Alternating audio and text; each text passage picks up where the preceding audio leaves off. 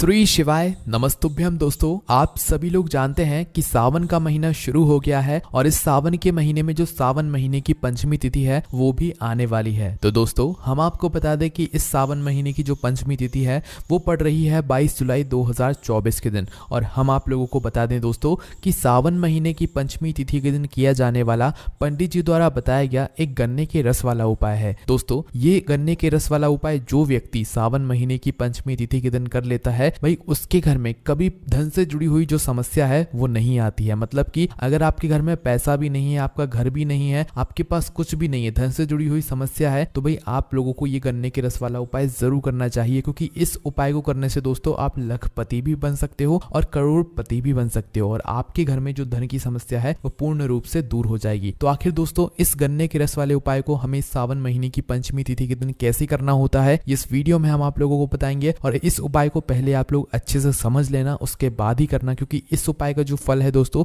वो आपको बहुत ही जल्दी और बहुत बड़ा होकर मिलता है। क्योंकि सावन महीने का हर दिन बहुत विशेष होता है, पर जब सावन महीने की पंचमी तिथि की बात आ जाए तो ये सोने पे सुहागा वाली बात हो जाती है। तो इस सावन महीने की पंचमी तिथि मतलब 25 जुलाई को आपको गन्ने के रस वाला उपाय कैसे करना है, आइए हम लोग समझते हैं। तो सबसे पहली चीज दोस्तों, ये उपाय सिर्फ उन्हीं लोगों को करना है जिनके घर में धन से जुड़ी हुई समस्या चल रही हो या पैसों से जुड़ी हुई समस्या चल रही हो और उन्हें लगता है कि भाई उनके घर में पैसों की बहुत तंगी चल रही है, बहुत समस्या है पैसों की, धन की बिल्कुल आवक नहीं है, कोई भी काम शुरू करते हैं भाई अच्छा नहीं चलता, जिसकी वजह से उन्हें हमेशा घाटा होता है। तो भाई उन लोगों को अपने धन से जुड़ी हुई समस्या के लिए ये गन्ने के रस वाला उपाय जरूर करना चाहिए। तो चलिए दोस्तों, अब हम जानते हैं कि आखिर इस गन्ने के रस वाला उपाय को हमें सावन महीने की पंचमी तिथि के दिन मतलब 25 जुलाई को कैसे करना है। तो सबसे पहली चीज दोस्तों, आप लोग ये समझ लीजिए कि इस उपाय को घर के जो बड़े सदस्य होते हैं उनको करना है। अब घर के बड़े सदस्य कौन होते हैं? घर की जो बड़ी मुख्य रूप से माताएं बहनें जो होती हैं, उन माताओं बहनों में से कोई भी एक माता बहन को अपने पूरे घर परिवार के लिए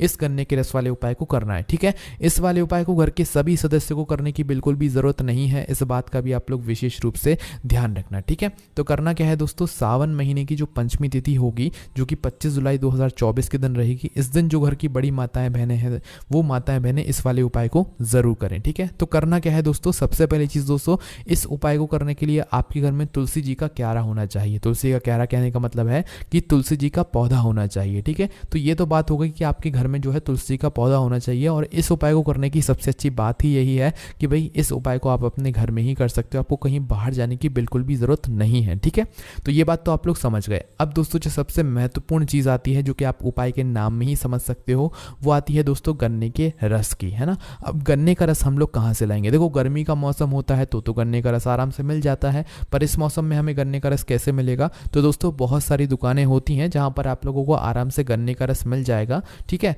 अगर किसी कारणवश आपको गन्ना नहीं भी मिलता है तो भैया आप गन्ने की जगह मतलब जो सादा गन्ना होता है उसे लेकर भी आ सकते हो और अपने घर पर किसी भी तरह से आप लोग गन्ने का रस निकलवा सकते हो। ठीक है, खुद भी निकाल सकते हो, किसी जुगाड़ से आप निकाल सकते हो। ठीक है, क्योंकि इस उपाय में हमें इतना ज़्यादा गन्ने का रस नहीं चाहिए जितना आप सोच रहे हो, 1 गिलास चाहिए हमें, आधे से भी आधा गिलास जो है बहुत ही कम मात्रा में जो है ये गन्ने के रस की आवश्यकता यहाँ पर पड़ने वाली है। तो देखो, अगर आपके घर के आसपास कोई ऐसी दुकान है जहाँ पर गन्ने का रस मिल जाए तो बहुत अच्छी बात है, और अगर नहीं मिलता है तो भैया आप गन्ना खरीद कर लाना और उसे किसी जुगाड़ से अपने घर पे ही जो है उससे गन्ना का रस निकाल लेना। उसके बाद में दोस्तों, अब आप लोग कहोगे कि भाई हमें ये गन्ने का रस एक दिन पहले निकलवा कर लाना है कि ताज़ा ही गन्ने का रस निकलवा कर हमें रखना है? तो देखो, अगर आप हमसे पूछो तो हम तो यही कहेंगे कि भाई जो गन्ने के रस वाला उपाय अगर आप लोग कर रहे हो तो इसमें ताज़ा जो गन्ने का रस रहेगा वो आप लोग लेकर आओ तो ज़्यादा बेहतर रहेगा। ठीक है, अब भाई जिसकी मजबूरी है, जो एकदम से सुबह गन्ने का रस नहीं निकलवा कर ला सकता, उसके पास में दुकान है भाई वो बंद रहती है सुबह सुबह, तो भाई उस जगह पर फिर आप लोग एक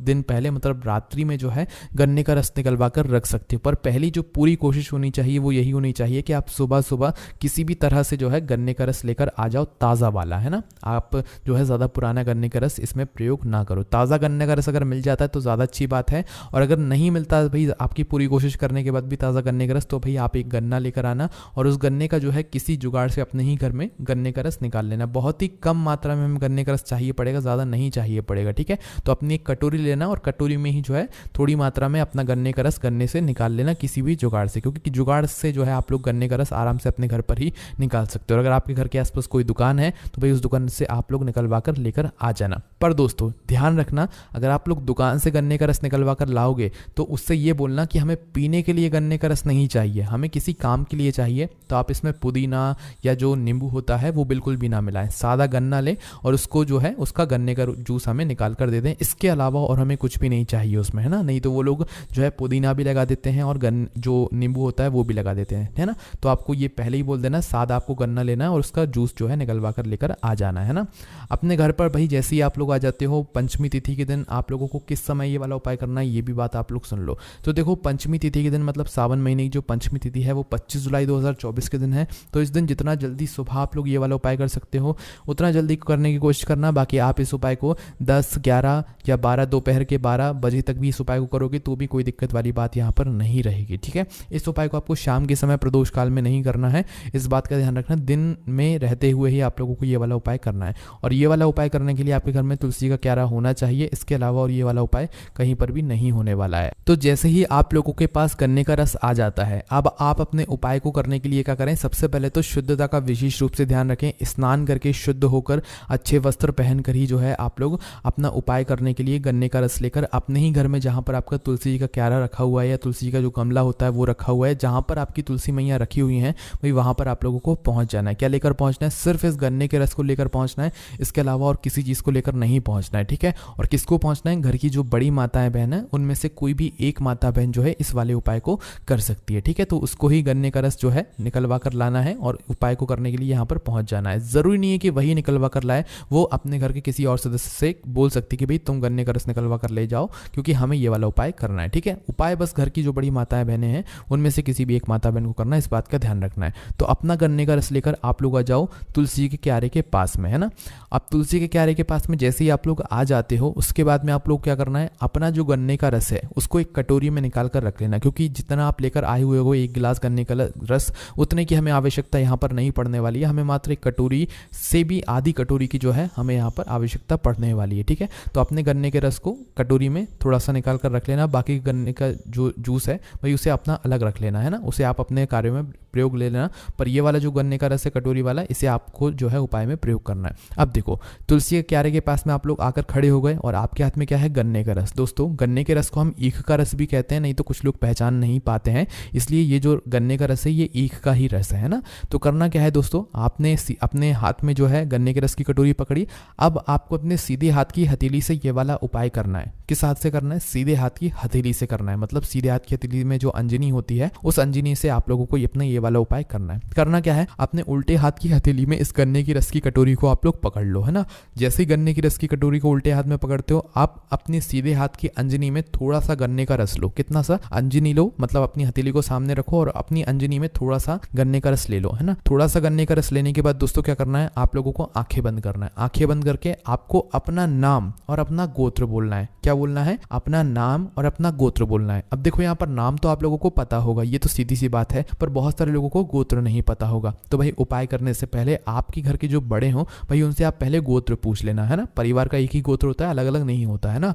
तो भाई आप अपने घर के बड़ों से पहले गोत्र पूछ लेना। नाम तो आपको ध्यान ही होगा, क्योंकि इस उपाय में हमें गन्ने के रस के साथ में यहाँ पर हमारा नाम और हमारा गोत्र भी पता होना चाहिए, है ना। तो भाई आपको क्या करना है, इस गन्ने के रस को अपने सीधे हाथ की अंजनी में लेकर आंखें बंद कर अपना नाम बोलना है पहले, उसके बाद अपना गोत्र बोलना है, और गोत्र बोलने के बाद आपको इस तुलसी का जो आपने अंजनी में रस लिया हुआ है इसे तुलसी के क्यारे में समर्पित कर देना है, मतलब छोड़ देना है वहीं पर, है ना।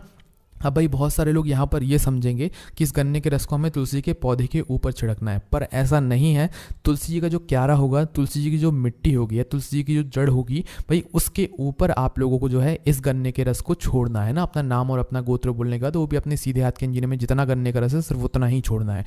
तुलसी के पत्तियों के ऊपर नहीं छिड़कना है, ना तो तुलसी की जो है जो डगाल होती है उसके ऊपर छिड़कना है। जो तुलसी का क्यारे में जो मिट्टी होगी वहाँ पर आप लोगों को मात्र ये समर्पित करते जाना है, ठीक है। तो जो काम आपने अभी किया है, मतलब अपने सीधे हाथ के अंजनी में थोड़ा सा गन्ने का रस लिया, अपना नाम और अपना गोत्र बोला और उसे तुलसी के क्यारे में मिट्टी में समर्पित कर दिया, ठीक है। तो यही जो क्रिया है ये आपको 7 बार दोहरानी है ना। पहली बार आपने किया, अब दूसरी बार भी आपको थोड़ा सा गन्ने का रस अपने सीधे हाथ की अंजनी में लेना है, अपना नाम और अपना गोत्र बोलना है और उसे तुलसी के क्यारे में समर्पित कर देना है, ठीक है। फिर तीसरी बार भी दोस्तों आप लोगों को अपना गन्ने का का रस लेना है अपने सीधे हाथ की अंजनी में और अपना नाम और अपना गोत्र बोलना है और उसे समर्पित कर देना है ना। फिर चौथी बार भी ऐसे ही करना है, फिर पांचवी बार भी ऐसे ही करना है, फिर छठवीं बार भी ऐसे ही करना है, फिर सातवीं बार भी आप लोगों को अपना थोड़ा सा सीधे हाथ की अंजनी में गन्ने का रस लेना है, अपना नाम और अपना गोत्र बोलना है और इसे वहीं पर समर्पित कर देना है। जैसे ही 7 बार आपका पूरा हो जाता है, 7 बार आप अपनी सीधे हाथ की अंजनी में थोड़ा सा मतलब थोड़ा थोड़ा जो है गन्ने का रस लेकर या ईख का रस लेकर अपना नाम और अपना गोत्र बोलकर समर्पित कर देते हो, उसके बाद में दोस्तों आपको वहीं पर खड़े होकर भगवान से प्रार्थना करना है कि भगवान हमारे घर में जो भी धन से जुड़ी हुई परेशानी आ रही है या पैसों से जुड़ी हुई समस्या आ रही है, आप उसका निवारण करें, हमारे घर में कभी भी धन से जुड़ी हुई समस्या ना है, ऐसा आपका आशीर्वाद यहाँ पर हमारे ऊपर बनाए रखें, है ना। तो भाई इस बात का आप लोगों को ध्यान रखना है। जैसे ही आप भगवान से अपनी मनोकामना बोलते हैं, जो भी आपकी समस्या है वो बोलते हैं, उसके बाद में आप लोगों का ये वाला उपाय पूरा हो जाता है ना। तो दोस्तों ये तो बात हो गई आपके इस गन्ने के रस वाले उपाय की। बाकी जो गन्ने का रस है दोस्तों, जो आपका बचा हुआ है, अगर बच भी गया है नहीं भी बचा है, तो भाई जो बचा हुआ गन्ने का रस है उसे चाहो तो आप शिवलिंग के ऊपर भी चढ़ा सकते हो। गन्ने का रस शिवलिंग के ऊपर चढ़ाने का भी एक अलग महत्व होता है, ये बात आप लोग शायद पहले से जानते होंगे, ठीक है। और अगर नहीं चढ़ाना चाहते हो तो भैया आप उसे अपने घर में ही पी सकते हो, बस जो अलग से आप थोड़ा सा निकाल कर रख लेना कटोरी में उपाय को करने के लिए, है ना। अब देखो दोस्तों, बहुत सारे लोग ये कहेंगे कि भाई अगर किसी कारणवश हमारे घर में माताएं बहनें और वो ये वाला उपाय ना कर पा रही हो तो फिर घर का कौन व्यक्ति ये वाला उपाय करे। तो देखो मुख्य रूप से तो घर की जो बड़ी माताएं बहनें होंगी उन्हें ही ये गन्ने के रस वाला उपाय करना चाहिए अपने घर में सुख और संपदा को बढ़ाने के लिए, धन समृद्धि को बढ़ाने के लिए। पर अगर किसी कारणवश घर में माताएं बहनें उपस्थित ना हो तो फिर घर का जो बड़ा सदस्य हो भाई वह भी ये वाला उपाय कर सकता है, ठीक है। पर मुख्य रूप से घर की जो बड़ी माताएं बहनें हैं वही ये वाला उपाय करें। और दोस्तों और अपना नाम और अपना गोत्र भी ध्यान रखना है इस उपाय में। और इस उपाय में सिर्फ हमें गन्ने का रस ही चाहिए। गन्ने के रस के अंदर ना तो बर्फ मिली होनी चाहिए ना पानी मिला होना चाहिए, सादा हमें गन्ने का रस सीधा सीधा जो है यहाँ पर चाहिए पड़ेगा, क्योंकि ये जो गन्ने का रस है ये हम उपाय में प्रयोग कर रहे हैं, भगवान के कार्य में प्रयोग कर रहे हैं ना। तो गन्ने का रस इस तरीके से निकलवा कर लाना है, इस तरीके से आपको उपाय करना है।